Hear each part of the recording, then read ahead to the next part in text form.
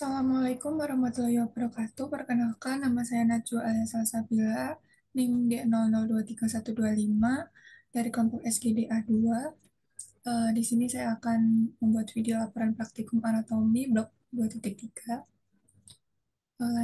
Langsung aja, yang pertama yaitu adalah area Brodmann.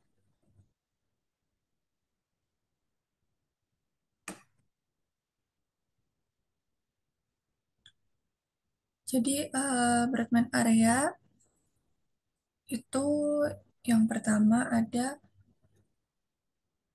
area 4. Area 4 ini adalah area motorik primer atau gyrus presentralis. Nah, dia itu mengontrol gerakan volunteer wajah dan ekstremitas. Kemudian dia berkaitan dengan tractus pyramidalis. Kemudian selanjutnya adalah yang Brodmann area nomor 6. Nah, dia merupakan area motorik sekunder atau gyrus postcentralis. Jadi dia ini mengendalikan gerakan volunteer dan berkaitan dengan tractus extrapyramidalis. Selanjutnya yaitu adalah eh, area nomor 3, 1, dan 2 ini di sini. Nah, dia itu adalah area sensorik primer, yaitu dia untuk mengenali sumber, kualitas, dan kuantitas dari suhu, nyeri, dan raba tekan. Kemudian adalah area nomor 43. Area nomor 43 itu di sini.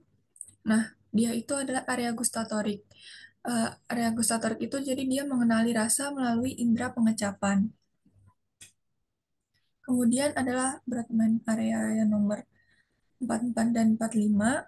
Nah, dia adalah area bicara motorik atau area Broca. Nah, dia itu mengontrol aspek bicara motorik.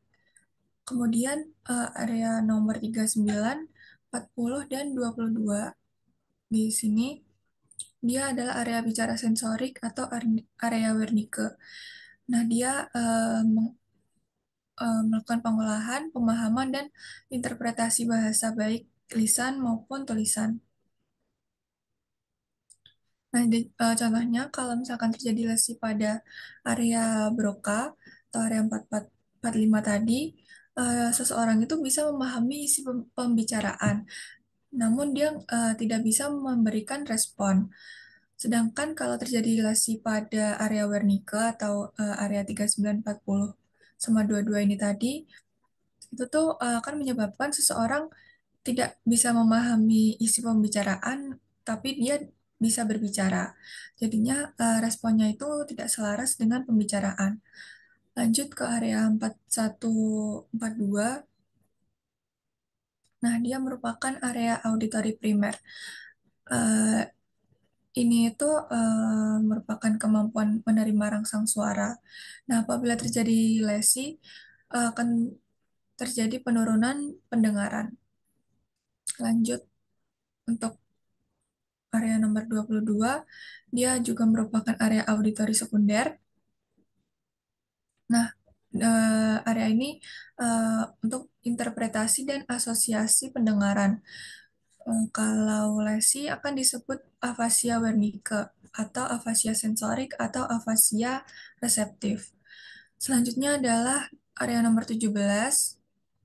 Dia merupakan area visual primer atau viscera calcarina. Dia merupakan kemampuan menerima rangsang cahaya atau melihat. Nah, bila lesi itu dapat muncul hemianopsia hormonim kolateral. Kemudian yang terakhir adalah area nomor 18 dan 19. Dia adalah area visual yang sekunder. Jadi untuk persepsi visual kompleks seperti warna, gerak, arah objek. Dan apabila terjadi lesi, dia dapat muncul buta warna atau agnosia visual, yaitu dapat melihat namun dia tidak dapat mengenali benda itu. Lanjut ke materi yang selanjutnya yaitu tractus pyramidalis dan extrapyramidalis. Jadi sebelumnya traktus itu merupakan kumpulan serabut saraf. Nah, traktus pyramidalis Dia merupakan jaras dari area motorik primer dan sekunder, yaitu area area 4 dan 6 Brodmann, yang berjalan menuju ke medula spinalis dan berakhir di kornu anterior medula spinalis atau efferent. Nah, saat melewati dekusatio piramidalis, terdapat serabut yang menyilang ke arah kontralateral, yaitu tractus corticospinalis lateralis. Kemudian ada juga yang tidak menyilang, yaitu tractus corticospinalis anterior. Kemudian untuk perjalanan tractus piramidalis itu yang pertama dia dari korteks cerebri, kemudian dia berjalan menuju crus posterior kapsula interna, lalu dia ke bagian tengah mesencephalon, lalu dia akan berjalan turun ke bawah tengah pons. Selanjutnya dia melalui bagian ventral medulla oblongata, kemudian dia akan terjadi penyilangan di decussatio piramidalis, lalu setelah itu akan menuju ke tractus corticospinalis lateralis dan tractus corticospinalis anterior. Nah, lalu yang terakhir dia akan menuju ke cornu anterior medulla spinalis. Oke, untuk selanjutnya adalah tractus extrapyramidalis. Dia itu berfungsi sebagai pengendali aktivitas motorik yang dicetuskan oleh korteks motorik cerebri dan tractus piramidalis untuk menunjang fungsi tractus piramidalis. Traktus ekstrapiramidalis ini sendiri itu terdiri dari traktus vestibulospinalis sebagai keseimbangan dan tonus otot, kemudian traktus reticulospinalis ventrolateral, dia berasal dari pons, kemudian untuk traktus reticulospinalis lateralis berasal dari medula oblongata, dan juga ada traktus tectospinalis berasal dari mesencephalan menuju medula spinalis. Nah, pada neonatus, sistem ekstrapiramidalis ini tuh belum berkembang sempurna. Jadi salah satu efeknya otot tangan bayi itu bisa berkontraksi, tapi bayi belum bisa menggenggam benda dengan baik. Selanjutnya adalah esencephalan dan medula spinalis. Kayak yang pertama ada cerebrum. Jadi, cerebrum merupakan bagian encephalon yang terbesar. Letaknya itu di fossa cranii anterior et media. Dia terdiri atas dua belahan, yaitu hemisferium cerebri dexter et sinister. Nah, hemisferium cerebri dexter et sinister itu dia akan dipisahkan oleh visura longitudinalis cerebri dan dihubungkan oleh corpus callosum. Selanjutnya yaitu ganglia ganglia basalis. Nah, dia merupakan kelompok substansia grisea atau nukleus yang terletak di sentral hemisferium cerebri atau di antara talamus dengan substansia alba hemisferium cerebri. Kemudian dia itu tersusun atas nukleus caudatus yang pertama, yaitu dia berbentuk lengkung dengan kaput di ujung anterior dan mengecil di posterior sebagai cauda. Nah, kaput nukleus caudatus akan melanjutkan diri ke dalam putamen dan cauda nukleus caudatus berakhir di kompleks amygdaloideum. Yang kedua, dia terdiri dari nukleus lentiformis. Nah, nukleus lentiformis dia terdiri dari dua bagian, yaitu putamen di bagian lateral dan globus pallidus di bagian medial yang dipisahkan oleh lamina medullaris externa. Yang ketiga yaitu korpus atau nukleus amygdaloideum. Dia berhubungan dengan sistem limbik dan berhubungan erat dengan unkus pada gyrus hipokampi. Yang terakhir dia terdiri dari claustrum. Dia merupakan lamina grisea tipis di antara putamen dan insula.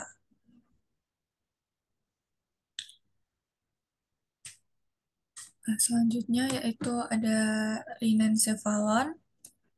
Dia adalah struktur di hemisferium cerebri yang menerima perjalanan stimulus olfaktorius. Dia terdiri atas 7 bagian. Yang pertama ada bulbus olfaktorius. Nah, yang kedua ada tractus olfaktorius, dia tuh ada di sini. Lalu ada substansia perforat anterior, dia di sini. Lalu ada juga formatio hippocampus, kemudian ada area septalis, area piriformis, dan yang terakhir itu ada fornix.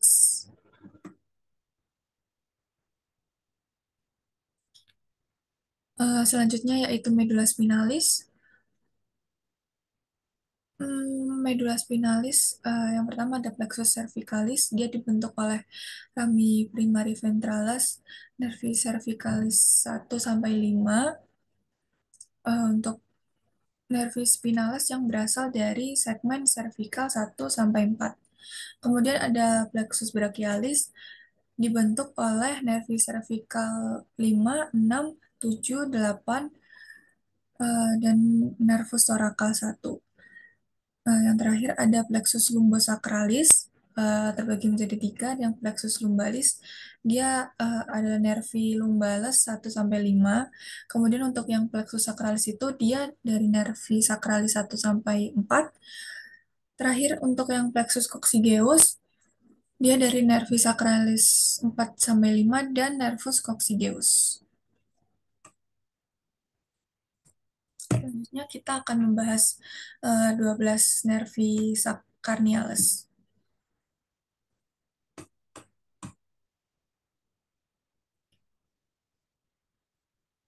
Oke, jadi nervi cranialis adalah nervus yang keluar dari otak yang berjumlah 12 dan mempunyai fungsinya tersendiri.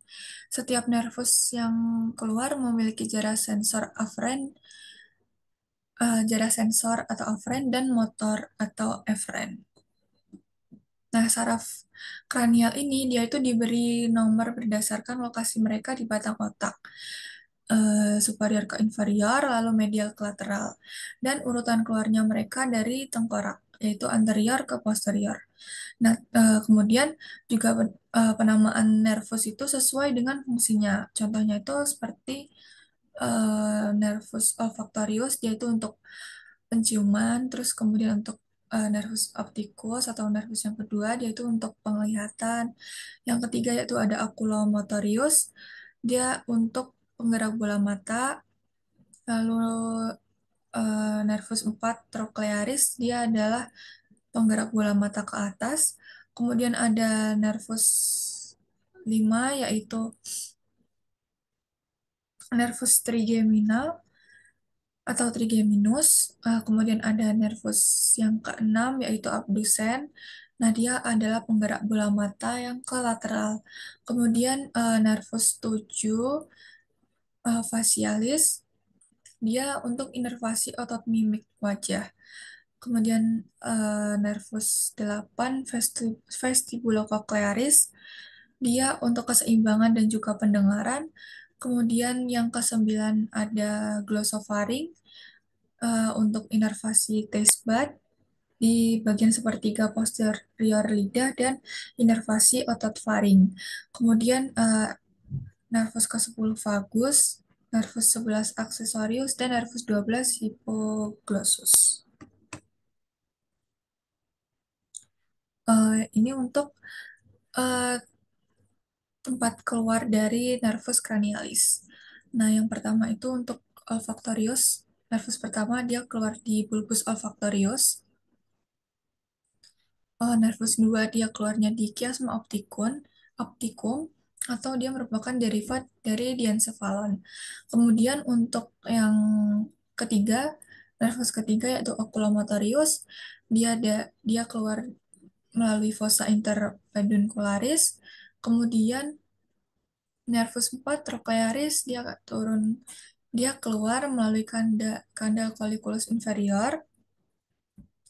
Kemudian nervus kelima trigeminus dia keluar di brachium pontis. Kemudian nervus 6 abdusen dia keluarnya di sulcus bulbopontinus. Lalu nervus 7 facialis dia keluar di angulus cerebellopontinus. Dan nervus 8 dia juga keluarnya di angulus cerebellopontinus. Oh, kemudian selanjutnya adalah nervus 9 glossofaring. Eh, Dia keluarnya di sulcus posterolaterales. Kemudian nervus 10 dan 11 sama, dia juga keluarnya melalui sulcus posterolaterales. Nah, yang terakhir adalah nervus 12 atau nervus hypoglossus. Dia keluarnya di sulcus anterolateralis.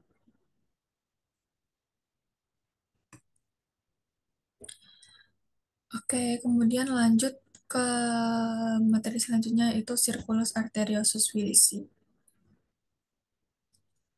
Nah, untuk circulus arteriosus Willisi, dia ini merupakan arteri yang memvaskularisasi otak. Nah, dia itu dimulai dari arteri vertebralis dextra dan sinistra yang kemudian bergabung dia menjadi arteri basilaris yang dia itu melalui sulcus basilaris pontis. Kemudian arteri basilaris bercabang menjadi arteri cerebri yang posterior. Ini dia akan cabang ini. Nah, di sisi lain ada arteri karotis interna. Ya, dia akan bercabang menjadi arteri cerebri yang media dan juga arteri cerebri yang anterior. Kemudian arteri cerebri anterior, dextra dan sinistra itu dihubungkan oleh arteri communicans anterior. Sedangkan arteri cerebri yang posterior yang di sini tadi itu dan arteri cerebri media dia dihubungkan dengan arteri communicans posterior.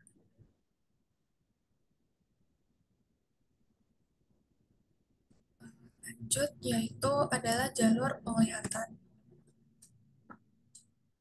Jadi perjalanan sinar melalui otak anatomi media refrakta hingga ke melalui jadi ini perjalanan sinar melalui anatomi media refrakta hingga sampai ke otak.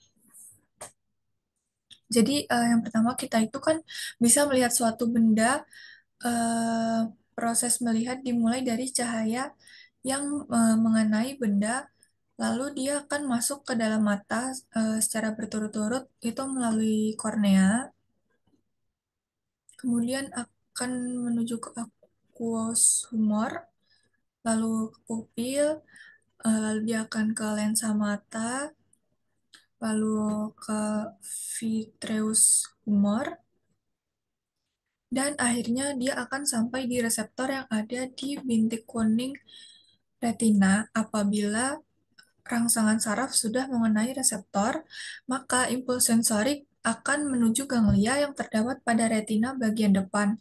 Kemudian, impuls sensorik dia akan meneruskan ke serabut-serabut saraf yang jumlahnya itu sangat banyak dan akhirnya dia akan sampai ke saraf optik hingga diteruskan ke otak untuk diproses menjadi respon cahaya dari sebuah benda yang masuk ke dalam mata membentuk bayangan kecil yang terbalik di retina.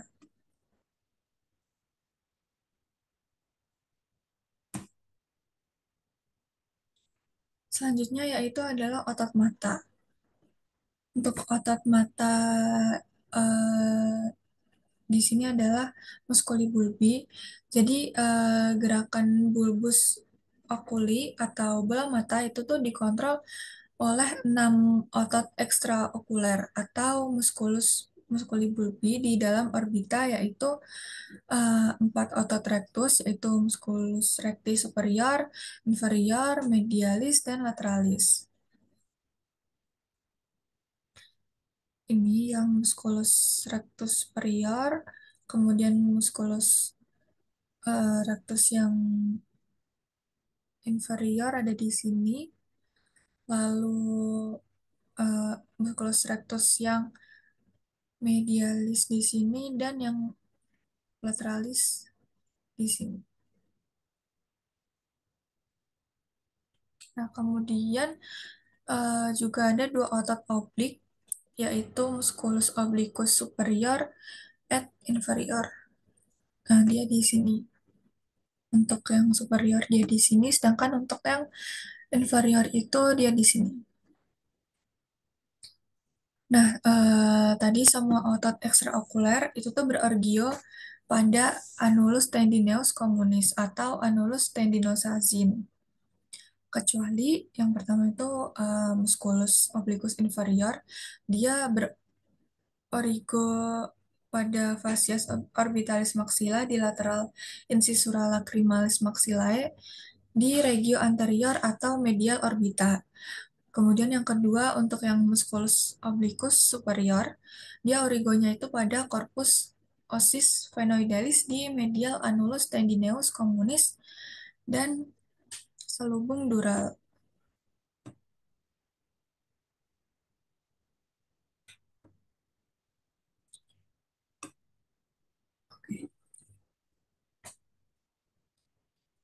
Jadi untuk tadi untuk musculus obliquus superior, dia origonya pada corpus ossis phenoidalis di medial annulus tendineus communis dan selubung dural nervus opticus.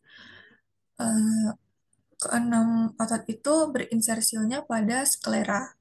Kemudian keempat otot rectus extraocular masuk di anterior ekuator bola mata, sedangkan otot oblik orbita masuk di posterior ekuator. Struktur tendinosal seperti troklea yang menempel di anterior area atas os frontal dan bekerja sebagai hipomokleon untuk musculus obliquus superior, mengarahkan otot ke belakang ke area insersionya di atas bola mata sebelah posterior ekuatornya. Kemudian untuk annulus tendinosazin juga merupakan origo dari musculus levator palpebra superior yang berproyeksi ke dalam kelopak mata atas atau palpebra superior. Nah, lanjut untuk fungsi dan inervasi dari musculus bulbi. Nah, tadi yang pertama ada musculus rectus superior, itu yang merah-merah ini, dia fungsinya untuk elevasi sumbu penglihatan, aduksi, dan rotasi medial bola mata. Kemudian inervasinya itu oleh nervus 3 yaitu oculomotorius dan juga ramus superior. Kemudian yang kedua ada musculus rectus yang inferior, dia yang di bawah ini. Nah, fungsinya untuk depresi sumbu penglihatan, aduksi, dan rotasi lateral bola mata. Inervasinya juga sama oleh nervus 3 oculomotorius, tapi dia oleh ramus inferior. Yang ketiga ada musculus rectus lateralis yang di sini. Fungsinya adalah untuk abduksi bola mata dan diinervasi oleh nervus 6 atau nervus abducens. Selanjutnya yaitu musculus rectus medialis. Dia juga untuk abduksi bola mata diinervasi oleh nervus oculomotorius dan juga oleh ramus inferior. Kemudian obliquus inferior. Nah, dia untuk elevasi sumbu penglihatan dan untuk abduksi serta rotasi lateral bola mata. Sama dia diinervasi oleh nervus 3, oculomotorius, dan ramus inferior. Kemudian yang terakhir ada musculus obliquus yang superior, yang atas ini. Nah, dia untuk depresi sumbu sumbu penglihatan dan juga abduksi dan rotasi medial bola mata. Dia diinervasi oleh nervus nervus 4 trochlearis. Kemudian adalah perbedaan saraf simpatis dan parasimpatis. Untuk yang saraf simpatis, dia distribusinya itu ke segmen torakolumbal.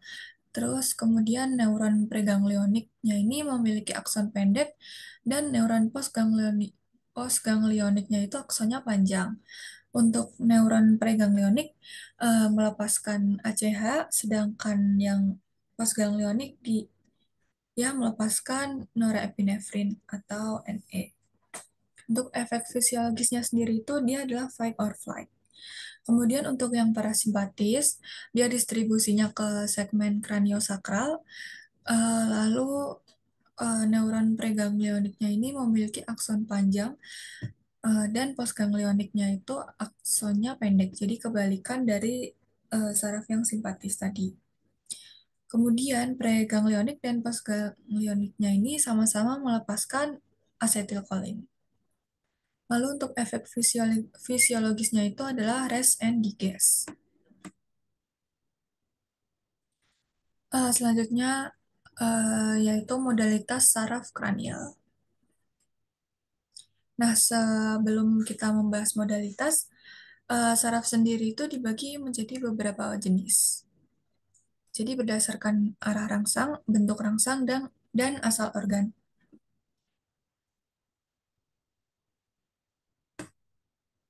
Oke, untuk arah rangsang, yang aferen dia dari reseptor organ ke pusat saraf. Untuk eferen dia dari pusat saraf ke efektor organ. Kemudian untuk yang bentuk rangsang, ada general dan spesial. Untuk yang general itu yang umum, dia untuk kayak nyeri, tekan, raba, panas, dan dingin. Sedangkan untuk yang spesial itu tuh dia khusus. Jadi untuk rangsang sensorik atau motorik dari organ indera, yaitu mata, telinga, hidung, lidah, dan derivat arcus brachialis. Sedangkan untuk yang asal organ dia ada dua yaitu somatik dan visceral. Lalu jadi ada 7 tipe modalitas atau komponen fungsi dari nervi cranialis, yaitu yang pertama ada GSE atau General Somatic Afferent, dia itu untuk motorik, otot skelet, dan umum. Kemudian ada GVE yaitu General Visceral Afferent, jadi dia autonom parasimpatis, kelenjar dan pupil, kemudian dia umum. Untuk selanjutnya yang ketiga ada SVA atau Special Visceral Efferent, dia itu untuk motorik, otot skelet dari arcus brachialis, itu otot pengunyah, mimik, dan lain-lain. Yang keempat adalah GVA atau General Visceral Efferent, Afferent, dia itu sensorik, kemudian untuk organ visceral dan umum, yaitu raba, tekan, suhu, nyeri. SVA atau Special Visceral Afferent, jadi dia sensorik, kemudian untuk indera khusus derivat CIT, kemudian untuk menciuman dan pengecapan. Yang keenam ada GSA atau General Somatic Afferent, untuk dia itu sensorik pada tubuh, kemudian dia itu umum, yaitu untuk raba, tekan, suhu, nyeri. Dan yang terakhir yang ketujuh adalah SSA atau Special Somatic Afferent, dia itu sensorik, indera khusus dari tubuh, kemudian untuk visual, keseimbangan, dan pendengaran. Nah, perlu diingat bahwa tidak ada modalitas SSE atau Special Somatic Efferent. Oke, lanjut. Tabel ini adalah pembagian modalitas dari masing-masing saraf kranialis. Ya, jadi untuk yang nervus pertama itu SVA, untuk yang nervus kedua itu SSA, nervus 3 oculomotorius itu GSE dan GVE, untuk nervus 4 itu GSE, nervus 5 ada itu SVE dan GSA, kemudian nervus 6 abdusen dia adalah GSE, nervus 7 facialis itu ya GVE, SVE, SVA, dan juga GSA. Kemudian untuk nervus 8 dia itu SSA. Lalu untuk nervus 9 dia adalah GVE, SVE, GVA, SVA, dan juga GSA. Sama dengan nervus 10 dia juga GVE, SVE, GVA, SVA, dan juga GSA. Lalu untuk nervus 11 aksesorius dia modalitasnya itu SVE, dan untuk nervus terakhir nervus 12 dia modalitasnya adalah GSE. Baik, terima kasih. Mohon maaf apabila ada kesalahan kata atau kalimat yang saya ucapkan. Wassalamualaikum warahmatullahi wabarakatuh.